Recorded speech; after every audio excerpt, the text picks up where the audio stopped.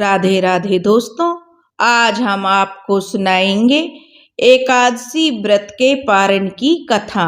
एकादशी व्रत का पारण द्वादशी तिथि को किया जाता है।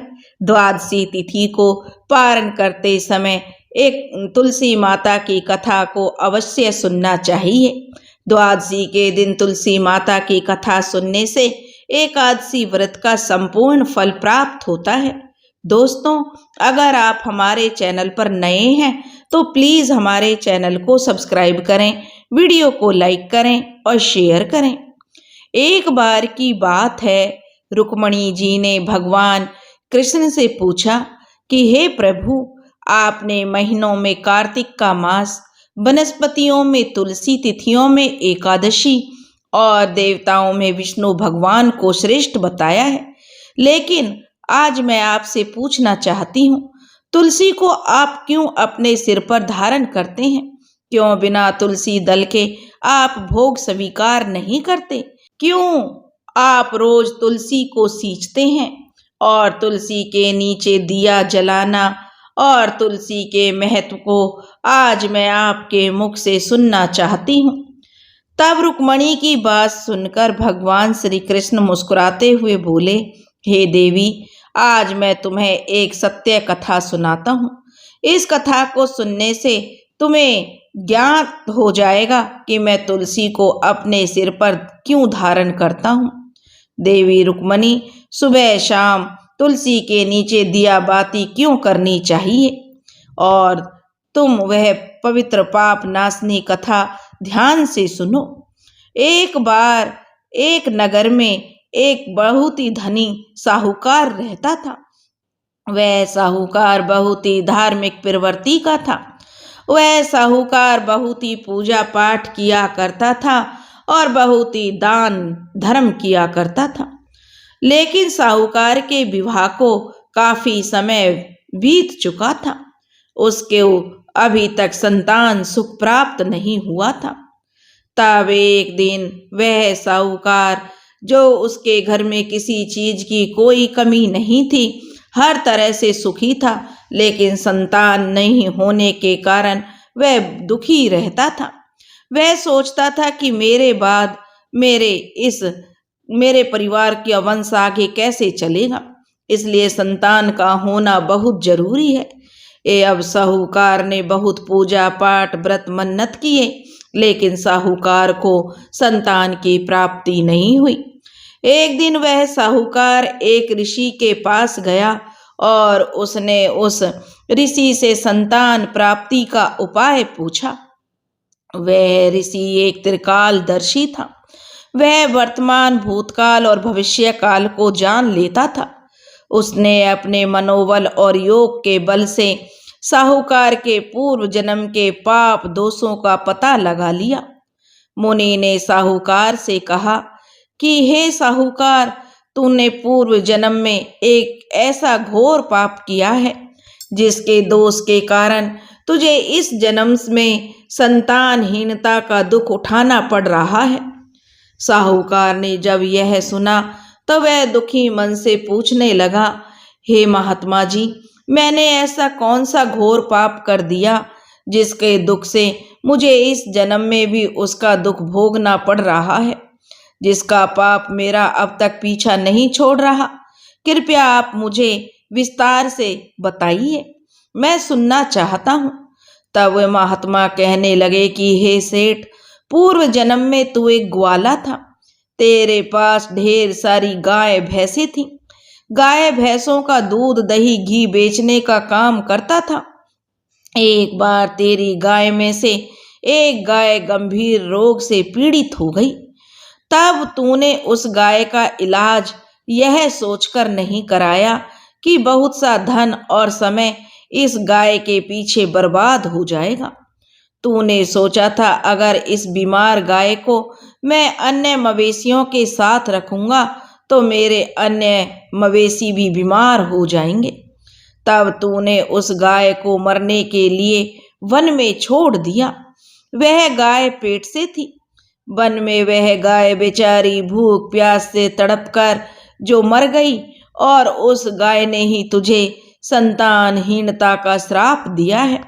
इसलिए सेठ तो पूर्व जन्म के पापों को इस जन्म में भोग रहा है।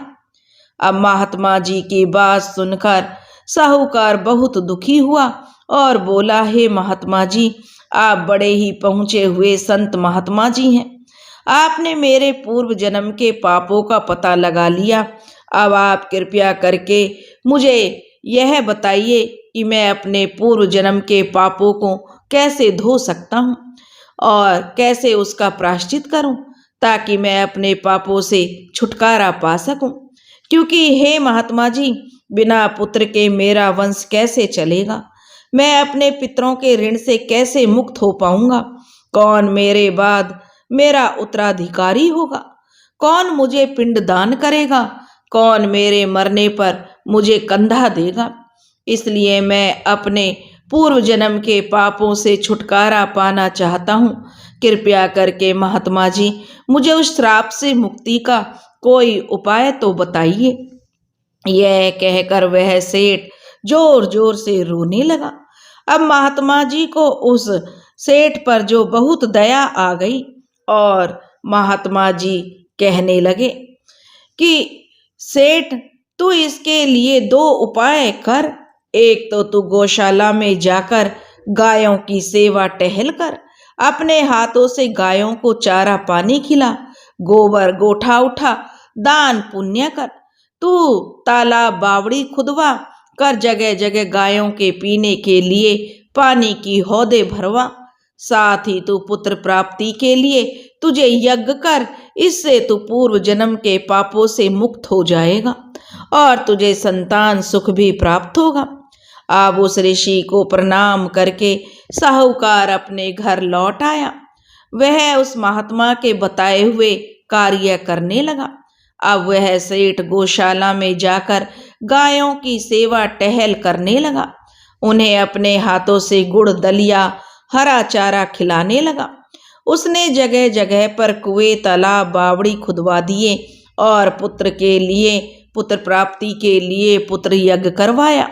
साहूकार ने खूब दान पुण्य किए, खूब भंडारे करवाए।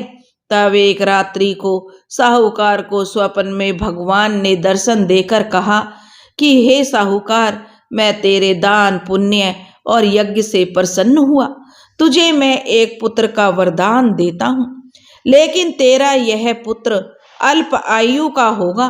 वह केवल 18 साल की उम्र में ही मृत्यु को प्राप्त हो जाएगा। जब साहूकार सोकर उठा तो उसे अपने सपने वाली बात याद आई। वह अपने सपने को अपनी पत्नी को बताने ही वाला था कि तभी उसकी पत्नी खुशी खुशी उसके पास आई और बोली कि सुनो जी, स्वामी आप पिता और मैं माँ बनने वाली हूँ। उसकी पत्नी की खुशी का ठिकाना नहीं था। अपनी पत्नी की खुशी को देखकर साहूकार ने उसे सपने वाली बात नहीं बताई और वह चुप रह गया। धीरे धीरे समय बीतने लगा। 9वें महीने में साहूकारनी को पुत्र सुख की प्राप्ति हुई। साहूकार को आधी खुशी और आधा दुख हुआ। समय बीता। जब उसका पुत्र 15 साल का हुआ तो साहूकारनी अपने पति से बोली, हे स्वामी, हमारा पुत्र 15 साल का हो गया है, अब हमें अपने पुत्र का विवाह कर देना चाहिए। साहूकार ने अपनी पत्नी को बहुत समझाया कि भाग्यवान, हमारा पुत्र अभी छोटा है, 20 वर्ष का होने पर हम अपने पुत्र का विवाह करेंगे। लेकिन साहूकारनी नहीं मानी और थक हार कर साहूकार को अपनी पत्नी की बात बतानी पड़ी। विवाह होना या ना होना सब ऊपर वाले ने पहले ही लिख दिया होता है। तब एक दिन जो साहूकारनी कहने लगी कि देखो, मुझे अपने पुत्र का विवाह करना है। अगर मेरे पुत्र के भाग्य में ऐसा लिखा है तो कम से कम मेरे पुत्र का विवाह हो जाएगा, तो उसकी संतान तो हो जाएगी, जिससे हमारा वंश आगे चलेगा। अब साहूकार को भी साहूकारनी की बात सही लगी और एक दिन एक जो अच्छी सी लड़की देखकर, जो कि बहुत ही गुणवान और संस्कारवान थी, साहूकार ने अपने पुत्र का विवाह उस लड़की से करा दिया। लेकिन साहूकार ने पुत्र की मृत्यु वाली बात किसी और को नहीं बताई। पुत्र के विवाह के 2 साल बाद साहूकार को अब आत्मग्लानि होने लगी। वह मन ही मन सोचने लगा, अगर पुत्र की मृत्यु की बात बहू के विवाह से पहले ही मैं बता देता तो अच्छा होता। इसी चिंता और फिक्र में साहूकार की भूख प्यास नींद सब गायब हो गई। वह सोचने लगा, पुत्र की मृत्यु के बाद यह नवयौवना बहू कैसे रहेगी। इस पर कितना दुखों का पहाड़ टूट जाएगा, जिसका कारण मैं हूं। अगर मैं इस बात को पहले ही बता देता तो शायद यह मेरे पुत्र से विवाह करने से इनकार कर देती, तो कम से कम इसकी जिंदगी तो खराब नहीं होती। अब साहूकार बहुत ही उदास रहने लगा और तब एक दिन साहूकार के बेटे की बहू ने अपने ससुर के दुख को जान लिया। वह कहने लगी, पिताजी क्या बात है, आप क्यों इतना दुखी रहते हो? दिन पर दिन आपका जो सेहत भी गिर रही है, क्या कारण है कि आपका स्वास्थ्य भी ठीक नहीं रहता है? आप बहुत ही चिंतित रहते हो। अपने ससुर से जब बहू ने पूछा, पिताजी आपको किस बात की चिंता सता रही है? इस तरह तो आप जो बहुत ही बीमार लगने लगे हो, आपका स्वास्थ्य भी धीरे धीरे गिर रहा है। आप अपना दुख बताइए। अगर आप अपना दुख नहीं बताओगे तो आप भीतर ही भीतर घुटते रहोगे, जिससे कि आप और ज्यादा बीमार हो जाओगे। अपने पुत्र वधू की बात सुनकर साहूकार ने अपने पुत्र वधू को अपने बेटे वाली सारी बात बता दी और अपनी गलती की माफी मांगने लगा। तब साहूकार की पुत्र वधू, जो बड़ी ही संस्कारी थी, वह बोली कि पिताजी आप चिंता मत कीजिए, जैसा मैं कहती हूँ आप वैसा ही कीजिए। आप घर के दरवाजे के ठीक सामने तुलसी जी का पौधा लगवा दीजिए और घर के नीम के पेड़ के नीचे गाय और गाय का बछड़ा लाकर बांध दीजिए। मैं रोज तुलसी जी को सींचूंगी, पूजा पाठ करूंगी और दिया बाती करूंगी और गाय को खूब जो उसकी सेवा टहल करूंगी। साहूकार ने ऐसा ही किया। अभी साहूकार का पुत्र 17 बरस का ही था और पूरा 1 साल अभी उसकी उम्र बाकी थी। 18 साल होने में 1 बरस बाकी था।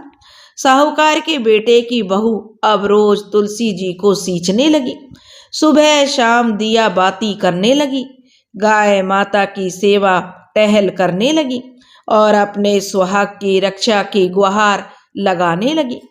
इस तरह धीरे धीरे समय बीतने लगा। जब साहूकार का बेटा 18 बरस का हुआ, उस दिन यमराज ने अपने दूतों को आदेश दिया कि जाओ साहूकार के पुत्र की आत्मा को नागपाश में बांध कर ले आओ। जब यमदूत साहूकार के घर आए तो गाय माता ने उन्हें भीतर जाने से रोक दिया और बोली कि हे यमदूत, तुम इस घर में मत जाना, नहीं तो मैं तुम्हें श्राप दे दूंगी और मेरे श्राप को तो देवता भी नहीं टाल पाएंगे। गौ माता के श्राप देने की बात सुनते ही यमदूत वापस यमलोक में चले गए और धर्मराज जी से बोले कि हे धर्मराज जी, उस साहूकार के घर में एक गाय बंधी हुई है। उसने हमें भीतर जाने नहीं दिया और कहा, अगर तुम भीतर जाने की कोशिश करोगे तो मैं तुम्हें श्राप दे दूंगी, इसलिए हमें खाली हाथ ही लौटना पड़ा। तब यमराज ने अपने दूतों से कहा कि वह गाय संध्या के समय अपने बछड़े को दूध पिलाने में मगन रहती है। तुम उस समय जाकर जो साहूकार के पुत्रों के प्राण हरण करो और उसके प्राण हर करके ले आओ। उधर संध्या के समय साहूकार के बेटे की बहू ने तुलसी पूजा करी, घी का दीपक जलाया और पति की लंबी आयु का वरदान मांगा। तभी यमदूत संध्या के समय पहुंचे।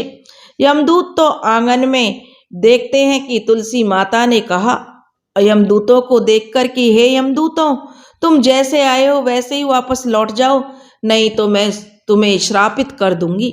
मैंने साहूकार के बेटे की बहू को अखंड सौभाग्यवती होने का वरदान दिया है।